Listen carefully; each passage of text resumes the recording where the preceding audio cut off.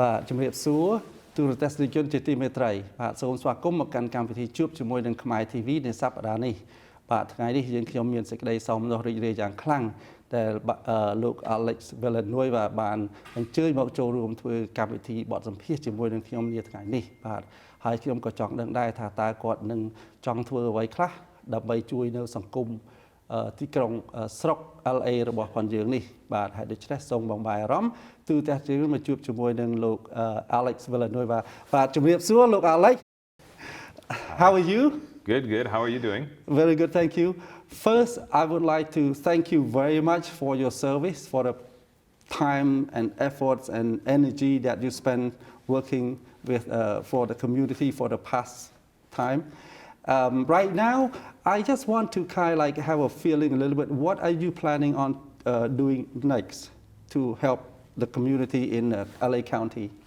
Well, as you may know, I'm running for the Board of Supervisors, 4th District.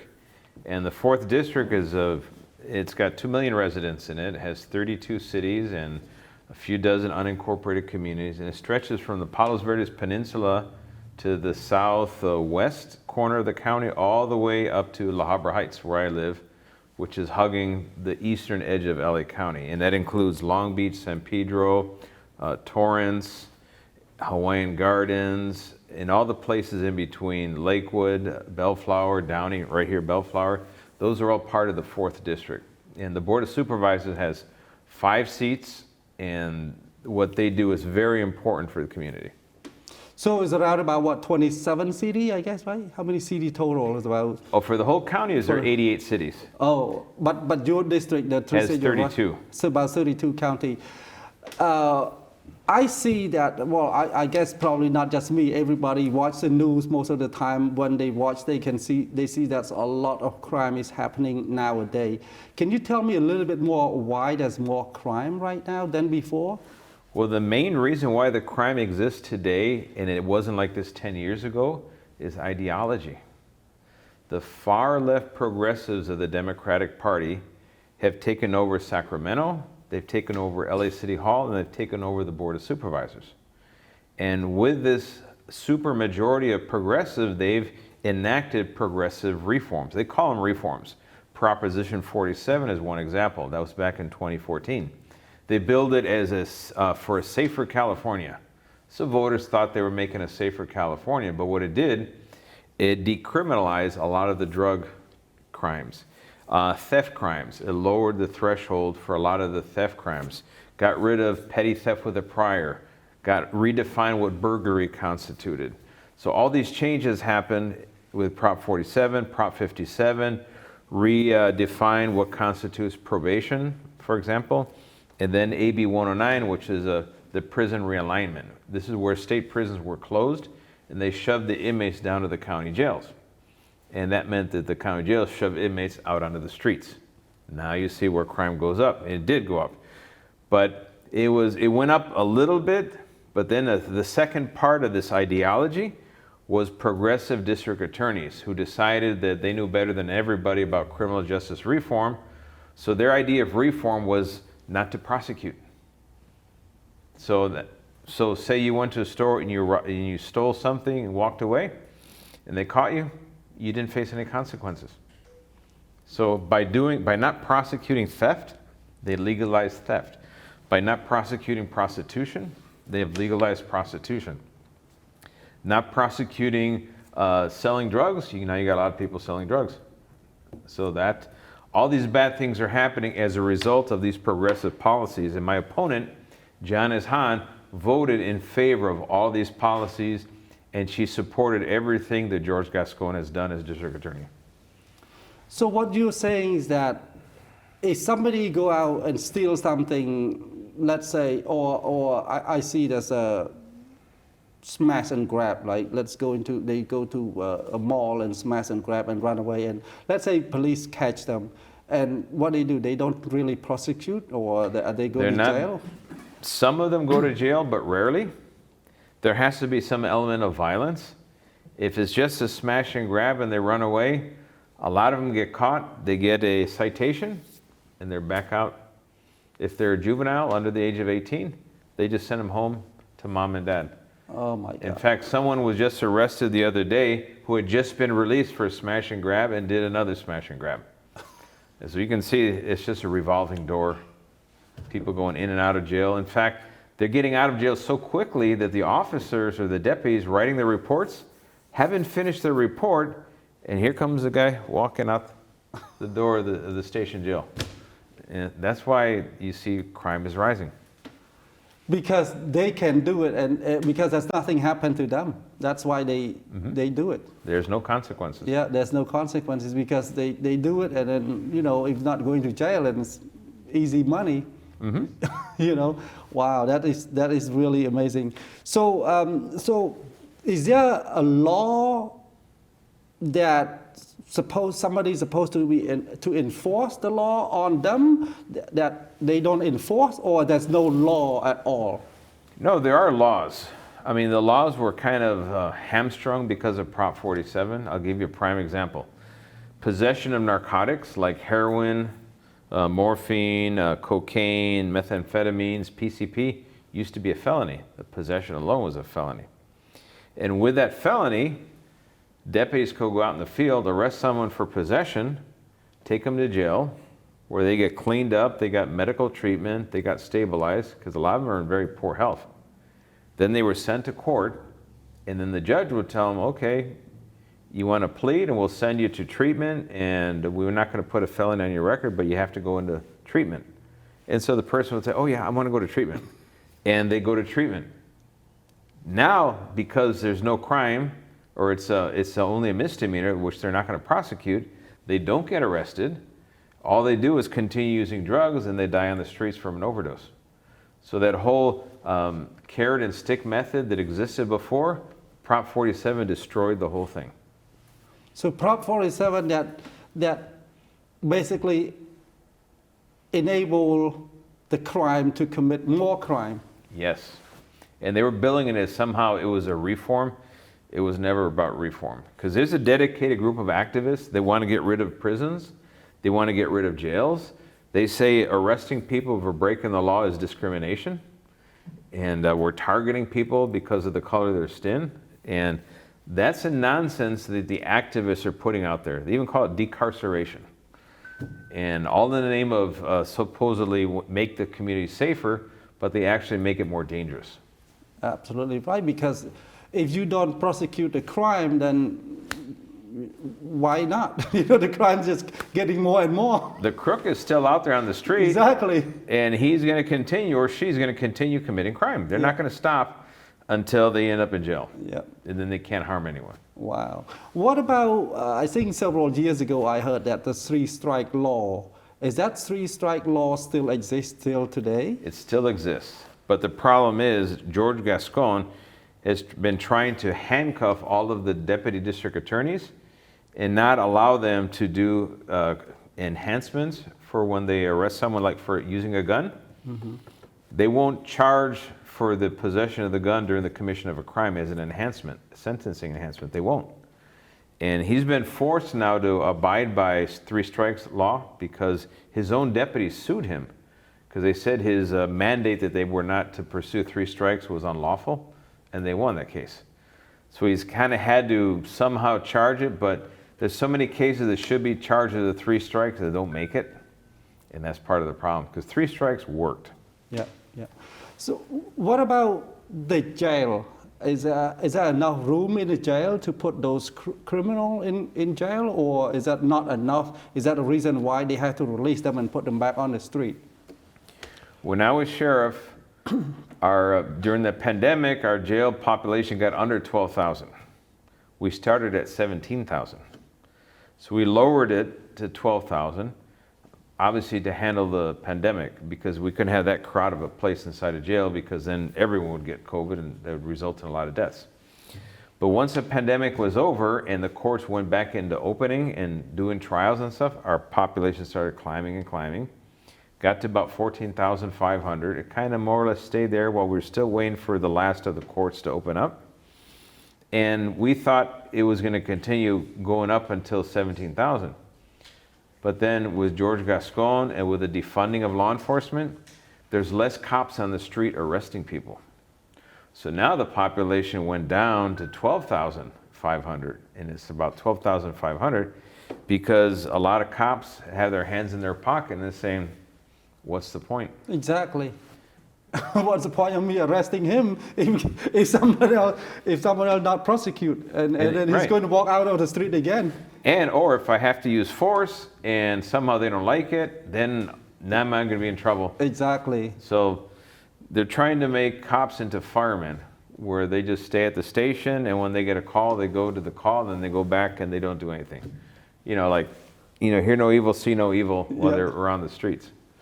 My God, that is really bad. So the criminal now have more advantage to them because, if they go break in, they steal, they rob, they home invasion robberies, and it doesn't do anything to them. I mean, they just go there for a day or so, or maybe not, and then they come back and they do it again. Well, with less cops on the streets, the risk of getting caught is lower. Yeah. And then if they get caught, the risk of severe consequences is even lower because of the current district attorney.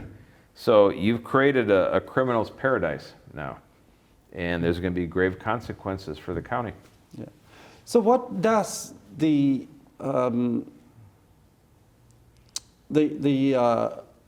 what can you do? Put it this way. Let's say if you are elected, what can you do to help all of this, to help solve all of this problem with the crime problem? Well, for starters, I want to lead the charge to repeal Prop 47. Okay. It's going to require a statewide ballot, but we're going to have to do the signature gathering process, and we need to put that on the ballot, and people need to vote for that one again, and hopefully overturn Prop 47, revert back to the old way we did business, which was far better. And progress can happen in areas that progress needs, but they're substituting anarchy and calling that progress. That's not. And we need to change that. Something else I can do is, as a member of the Board of Supervisors, is end the war against law enforcement. These 5 ladies have dedicated their time in office to bashing law enforcement, defunding the Sheriff's Department, defunding Probation Department, looking the other way when George Gascon was destroying the District Attorney's office. So the entire criminal justice system in LA County is on the verge of collapse because of the Board of Supervisors and their malfeasance. We need to end that. We need to start funding law enforcement. We need to start encouraging people to join the Sheriff's Department instead of running away from it. And that's going to take a lot of change. And we need to get a sheriff in office, obviously, that knows how to run the department. But we need to get a Board of Supervisors that's not going to use county government to wage a war against law enforcement. Okay, we're going to take a quick break, and when we come back, I have a few more topics to talk about. All right, Thank sounds you very good. much. Yeah, We're going you to got take it. a quick break. សូមស្វាគមន៍ត្រឡប់មកវិញបាទ I have another question about drug. I think right now it seems like fentanyl, right? It's very, very popular everywhere. Schools, kids everywhere. And it looks really, it looks like a candy also. So where is it coming from, and how would you use your power as a supervisor to stop that, or actually to at least reduce it to a very minimum? Well, we know the precursor chemicals are coming from China, and they're being manufactured mostly in Mexico. They're put together. And you have pure fentanyl, the powder, which is a crystalline, and you have counterfeit medications that are laced with fentanyl. But fentanyl is so dangerous. To overdose and kill a human being, all it takes is 2 micrograms. Microgram fits on the tip of a pin, and there's still room left over. About 40% of all the counterfeit narcotics that come over, it'll be Percocet, Demerol, all these Xanax, all these anxiety and different narcotics that are prescribed, and they're counterfeit. They come from Mexico. 40% of them have that lethal dosage in them. And that's why kids buy one from Snapchat online, and they wake up dead. And because it's like playing Russian roulette. You take that and a lethal overdose of fentanyl, you're not going to survive. Your body's going to shut down, heart rate's going to go down, And breathing is especially going to you're go young, down. right? Especially you're young. And yeah, it doesn't matter what your condition is, you can't survive it. So that's why you're seeing all the, I think in 2022 was the first year throughout the United States that overdose deaths crossed the 100,000 mark. It was primarily From fentanyl. from fentanyl. That was the main driver. That's how dangerous fentanyl is. Over 100,000. Yes, dead. And mostly kid, I believe, right? Pretty much. And Wow. you'll see that that some people, like the Board of Supervisors, believes there's a thing called harm reduction. That if we just teach people how to use fentanyl safely, they won't overdose. It's utter nonsense. Yeah, it's like teaching people how to play Russian roulette. Yeah. At some point, you're going to hit the bullet. That's how dumb it is. Or they'll run around with clean needles. No, they're all about the clean needles. But now they're even going so far as handing out meth pipes. I mean, this whole harm reduction strategy is null and void with the introduction of fentanyl because it's a game changer. You can't recover from that. Right now, you have 5 to 6 people die every single day in LA County. And when I was in office as sheriff, I created a drug overdose task force where we had our homicide investigators investigating drug deaths to see if they were fentanyl and if we could identify who the dealer was that supplied the narcotic. And we were picking up about a case a day. That's how frequent this problem is. And so when the Board of Supervisors defunded the Sheriff's Department, we lost a lot of detectives because as detectives, the most senior investigators were retiring, they weren't being replaced. They weren't training their replacements. So while I was sheriff, I lost about 25% of the entire detective division.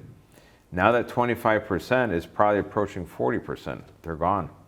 So the caseload is blowing up, and now your narcotics crews that do the investigation of drug dealers, and the big shipments and all that stuff, they're hardly there anymore because they haven't been replaced. And when you can't replace your investigators, you're not training a new generation of investigators, and you're robbing Peter to pay Paul. If you put a task force together, that means you're pulling people out of other jobs, other investigations to handle that, but then no one handles the other investigation. So the whole defunding move was orchestrated by the Board of Supervisors. It was horrendous public policy. And on the drug front, and you're right to be concerned because we don't have the resources and the capacity that we once had to combat this fentanyl. So basically no financial support to hire more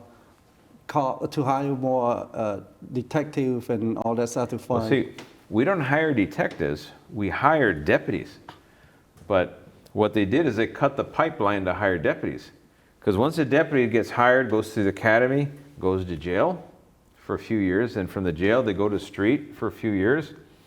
Then after the street, they typically go to become like a station detective if that's the career path they want. And from a station detective, then they go to, say, Narcotics Bureau or Homicide So or all it these takes other time. Oh, to get to that point, you need to have an employee that's a good 10 years plus seasoned.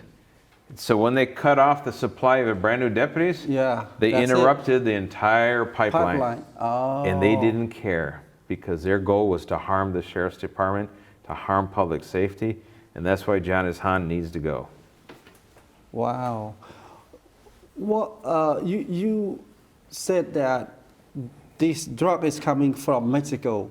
So basically it must have crossed the border. Mm-hmm. Is it crossing the border legally through a big truck coming in, or it's going through the illegal border sites under the tunnels, or however through the water, or how would you think that those are majority of the drug coming in? All of the above. Let's put it this way. If this were fentanyl, there'd be enough in here to kill 500,000 people. Wow. So to hide fentanyl is not that hard because it's so small. If we do by comparison meth, cocaine, or marijuana, very big. It's a lot harder. But fentanyl, because it's so potent and so small, these things get through very easy. So that's why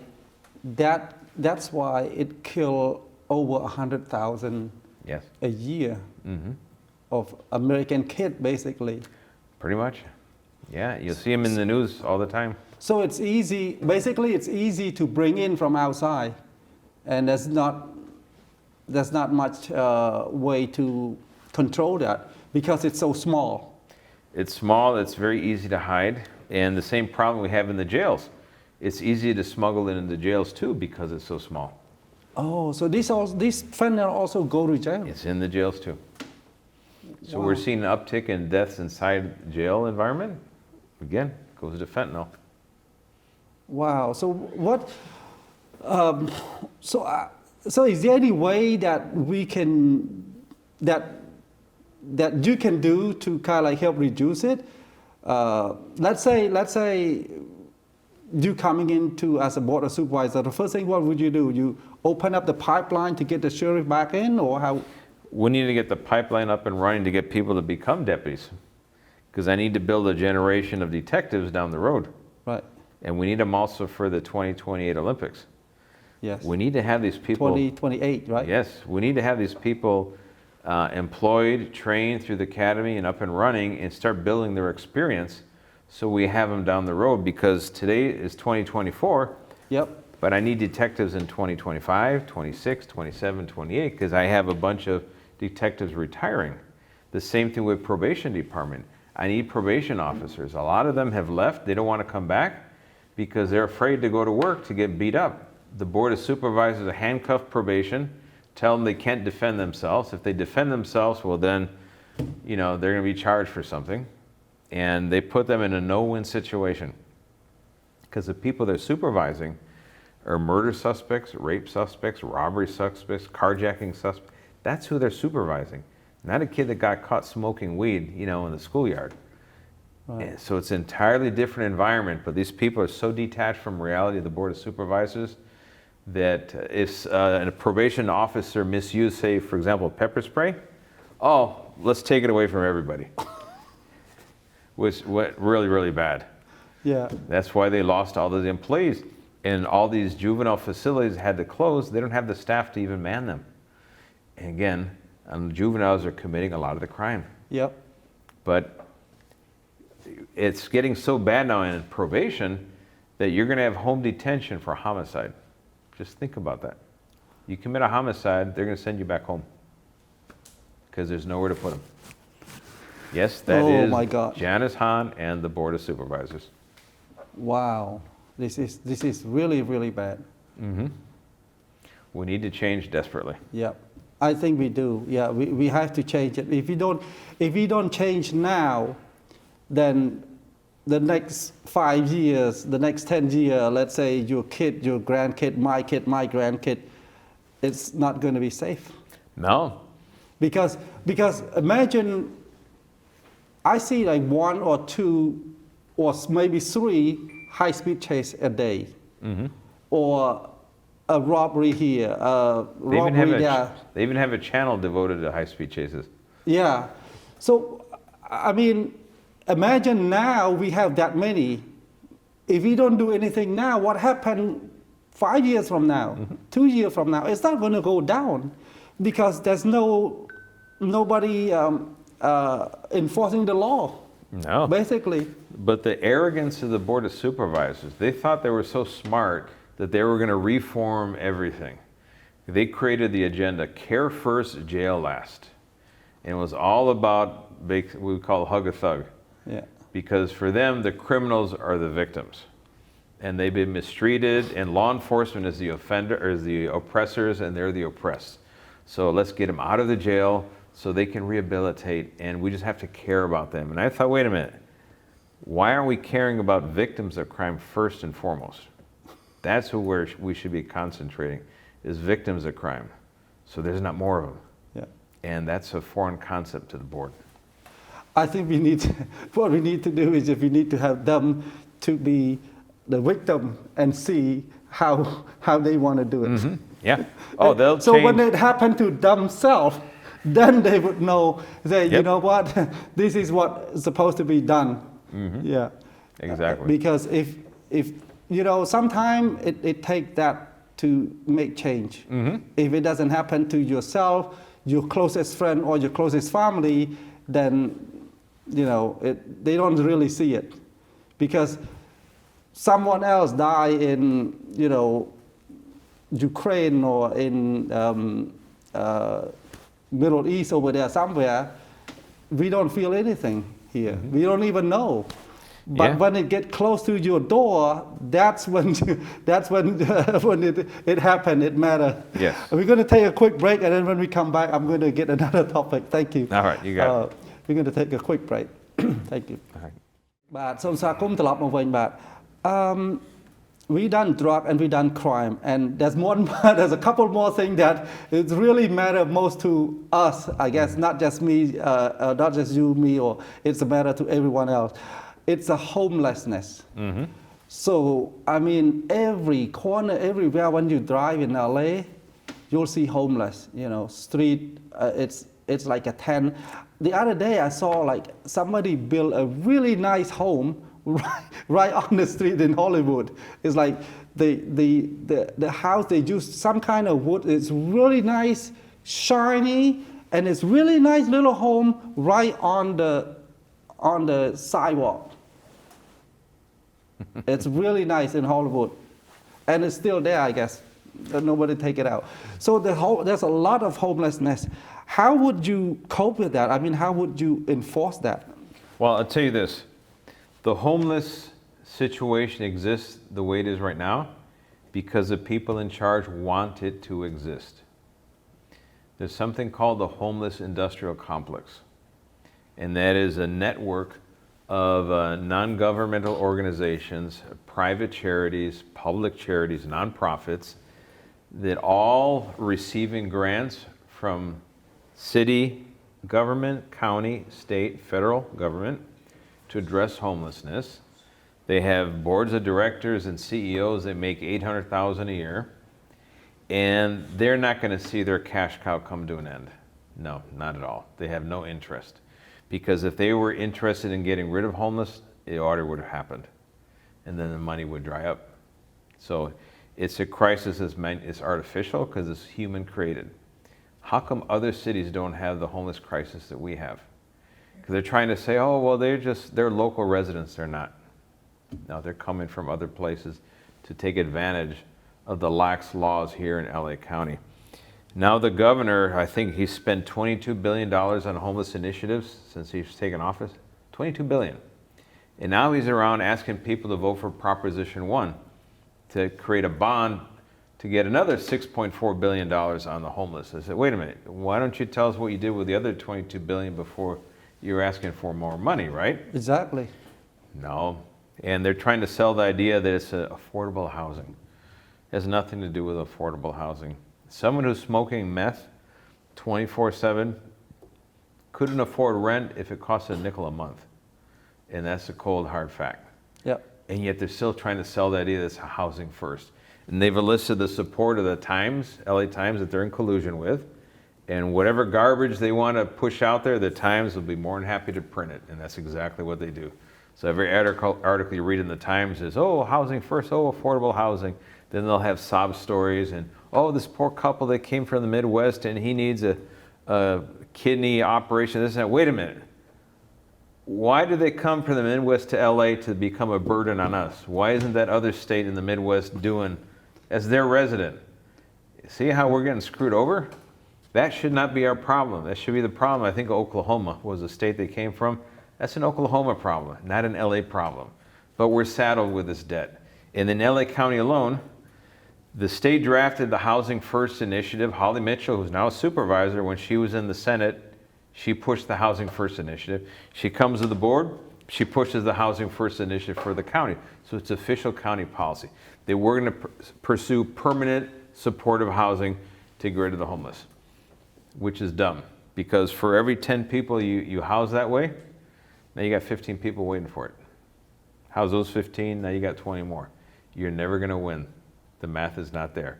And when you advertise that you're building $900,000 condos with a beach view in Venice, oh my God, everyone wants one of those. And they don't have to do anything. We're not asking them to do anything. We're not asking the homeless to pull themselves up by their bootstraps, to have personal agency, you know, self-sufficiency, independence. No. So we're doing the two cardinal sins. We're enabling dependency, and we're normalizing deviancy. It's okay if you smoke meth 24/7. You still have a right to be housed, and the taxpayer has to pay for your housing. That is literally what Holly Mitchell, supervisor, pushed through in the Senate. Yeah, but when they did that, you didn't know about it. And then she comes to LA, oh, I want to be an LA supervisor now, and that's exactly what she pushed. So these people that come from all over the nation, they come here to smoke cheap meth, get free food, free medical care, because now you have mobile clinics running around giving everybody medical care, and free housing. They don't have to do anything. And they live on a tent wherever they are. They defecate in public right in front of your kids going to school, and you're seeing the nightmare that we have. And just think of the board. From 2011 to 2021, they spent $6.5 billion in county money for the homeless. The population more than doubled in size. Oh my God. Instead of reduce, it doubled. It doubled in size. So you'd think someone would be smart to say, hey, you know what? That didn't really work out the way we thought. Let's go back to the drawing board and figure out a different approach. No, let's spend even more. They pour more sugar on ants. Mm-hmm. So you get more ants. Yeah, that's pretty much it. So basically, the 22 billion that they spend, there's no investigation, no oversight committee. No. It just kind of like gone. Because remember, as your bureaucrats spending the money, they don't want oversight. They only want oversight for the people they don't like, law enforcement. They're up to no good. They need all the oversight in the world, by golly. Even though they got cameras strapped to their chest everywhere they go and everything is documented, they're demanding oversight. But when it comes to how they spend the taxpayer dollars, they don't want anybody to know. Oh my God. So now what it sounds like, they turn LA City to be a magnet for homeless. Mm-hmm. Because when they come here, they can still continue to do drug. Oh yeah. They get free food, free housing, free medical. Mm-hmm. So why would they need to work? They don't have to. That is their lifestyle. That's a magnet to bring more and more homeless from other places to our city. That is bad. I had Supervisor Holly Mitchell in my office once.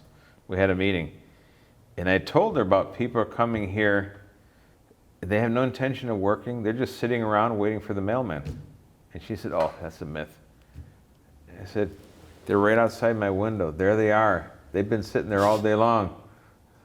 She wouldn't accept it because it doesn't fit her narrative that she's created in her mind. Yeah. But the reality is something very, very different. People come here who lose a house for some reason, say it's domestic violence, an illness, they lost a job, and they're responsible. You're not going to find them on the street. They're going to go to where they can afford, for starters, not Venice, or Brentwood. They're going to go to a place they can afford. Yep. Or share with 10 family or whatever, or they'll share, they'll couch surf. Yep. They'll do anything but wind up on a tent somewhere. Yeah. So you got to really question. We do know that the majority of our homeless suffer from mental illness and substance abuse or a combination of the two. Overwhelming majority, about 70%. But they want you to think that it's just a small minority. It's all about affordable housing. Never was.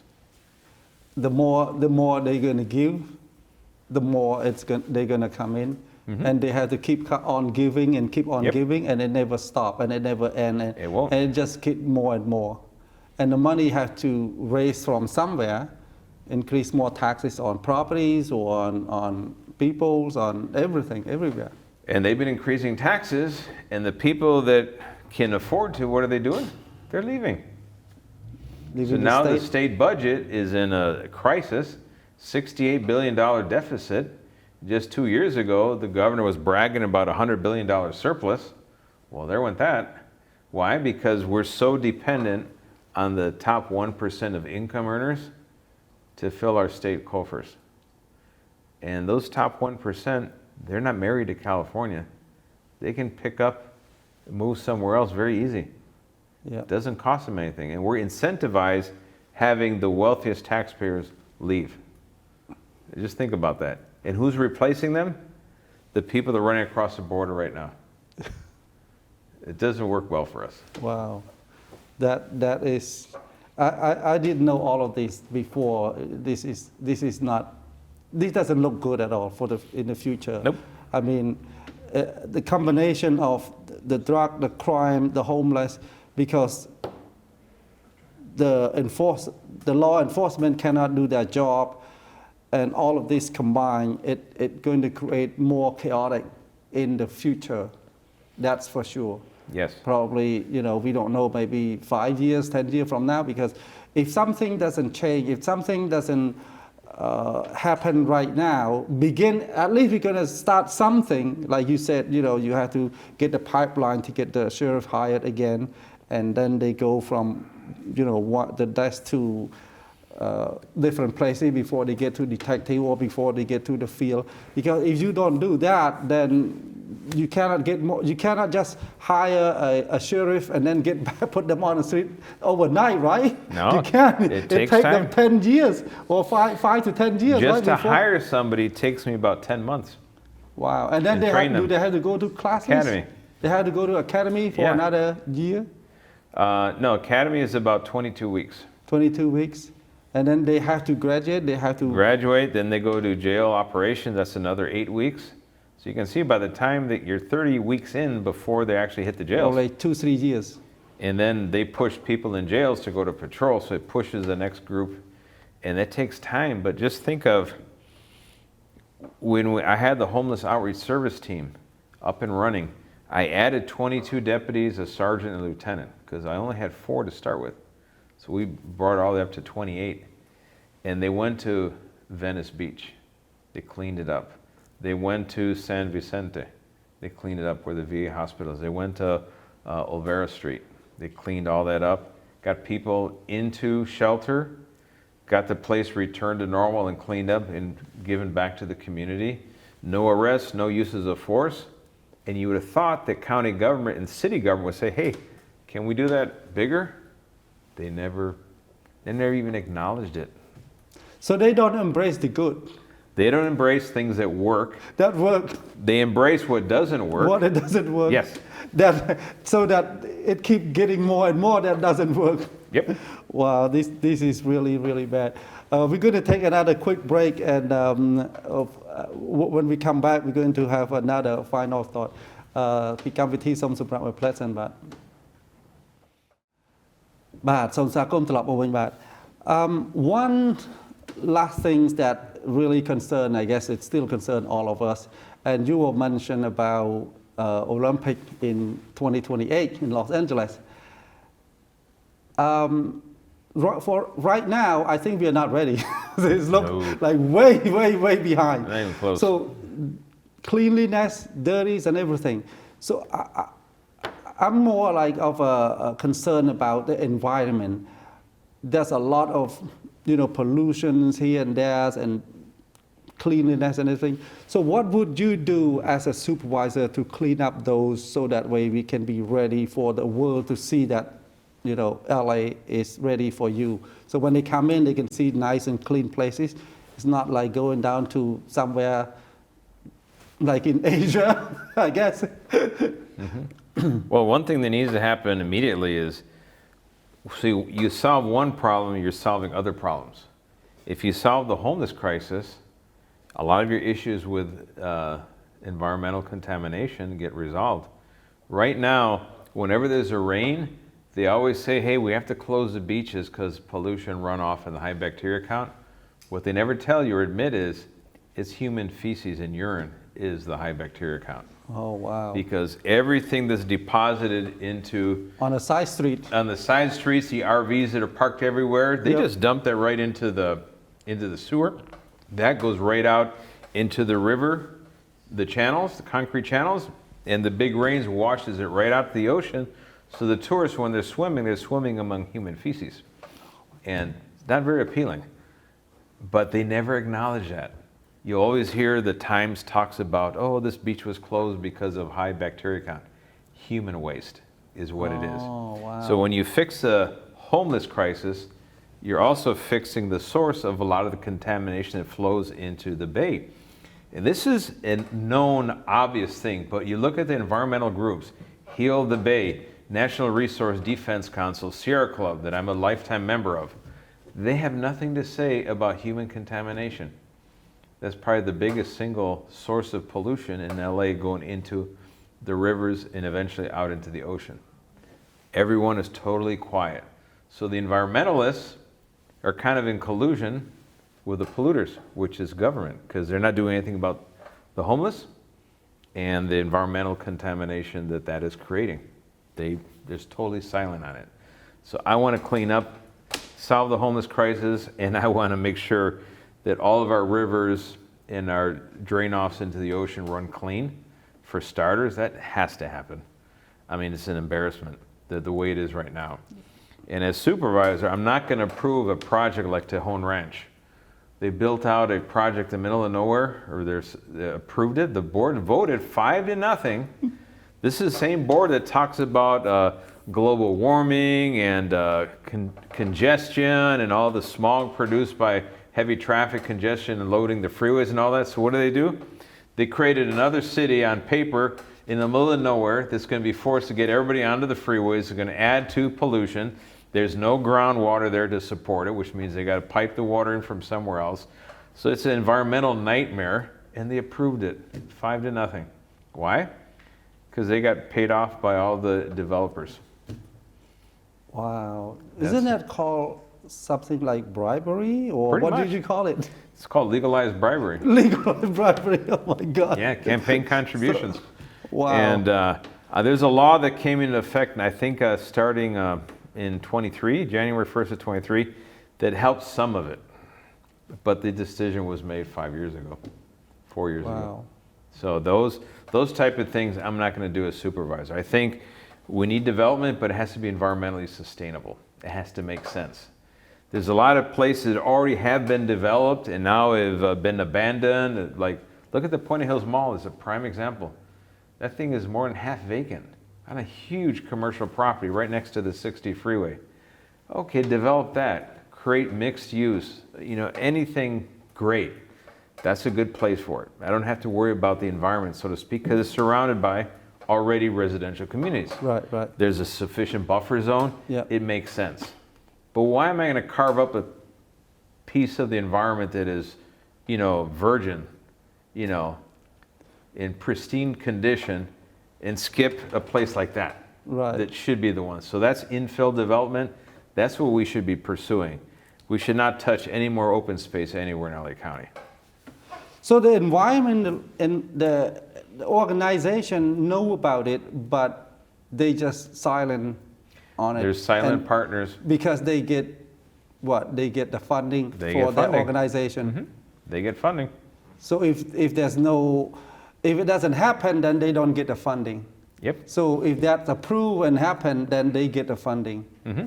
And that's why they silent. Yeah, look at another example, not environmental, but look at the Coalition for Humane Immigrant Rights Los Angeles, CHIRLA. When I removed ICE from the jails, that was a big deal when I did it. And Supervisor Hilda Solis told that organization, do not give the sheriff any credit for doing this. She even got a hold of La Opinión, and I got word from reporters, do not write anything positive about the sheriff on this issue. And what I did was something that CHIRLA was dreaming of trying to achieve in 30 years. And I did it overnight when I began electing, and that was a campaign promise. Right. You would have thought they would say, hey, thank you for... No. Total blanket. And that is how corruption works. They have their fingers in so many organizations that rely on them for money that they'll never speak out against them, even if it goes against their foundation, their principles. They can't speak out because the money's coming from them. Yeah, if they speak out, then it would be money would get cut off. And it goes against their principles. Right, exactly. Yeah. You have to actually do, basically you can't do your work because you get the kickback. Mm-hmm. You get the funding, so you can't really do your work, and that causes a problem. You're talking There's about 200 commissions that the Board of Supervisors appoints people to, and they're all buddies with the board. And it's a political favor. You take care of me here, I'll give you a spot on this commission. Wow. And that's how influence is peddled, and that's how all the palms are greased, and that's why you wonder, well, how come things never seem to go out work good for the county government, and we always suffer, is because they have no concept of actually working on behalf of the public. Is to feed that establishment machine and keep it running.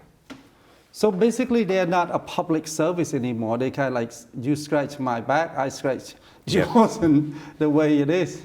Look at Mark Riley Thomas, convicted of corruption. Look at Sheila Kuehl. She's a suspect in a felony corruption case. So is the Inspector General, Max Huntsman. So is Oversight Commissioner, Patty Giggins. These are felony suspects on serious matters that the Attorney General is supposed to investigate.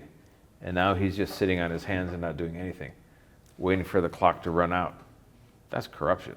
Wow. Yeah, we need to rid ourselves of this at all levels. Yeah. I think we have to do something to make the changes, and if we don't, then it's just going to get worse. It's not going to get better. But it's up to the voters. Yep. Ultimately, you get the government you deserve. So if you keep putting the same fools back in office that you know are dirty, you're going to get dirty government. It's not a mystery. Absolutely. But I'm surprised how often people complain about government, yet, okay, what did you do? You put the same fool back in office. Yeah.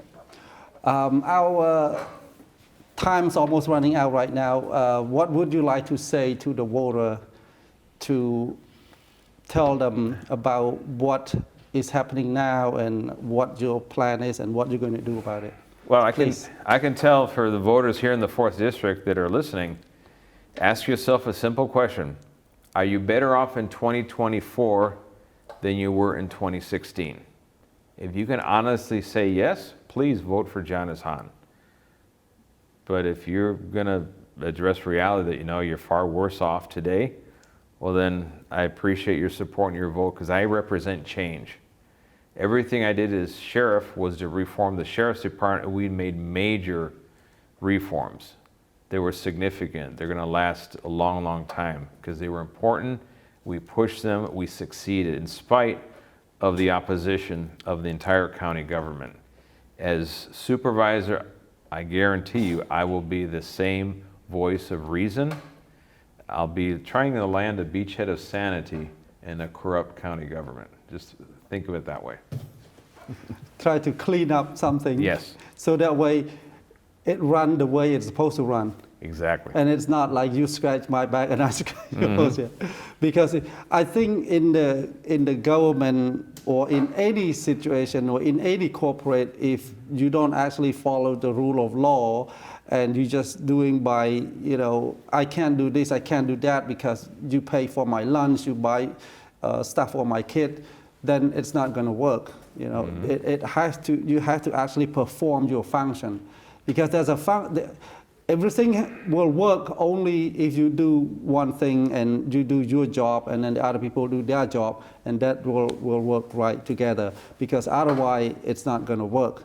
And if it doesn't work, especially in our city, crime going to get more, drug going to get more in the street, homeless going to get more on the streets, and it's going to get dirtier and all of that stuff. And 4 or 5 years from now, we're going to get worse. I mean, you already said it, 2016, is it better than before, than now better than 2016, or 2016 better? You know, I can tell that in 2016, we don't have three car chase a day, right? We don't have. Very true. We don't even. I don't even see once a month. You know, but right now I can see once every single day, sometimes 3 times a day, and robberies and burglaries. So every day is on the rise. So something has to change. We have to change it, and it's coming from each individual one of us.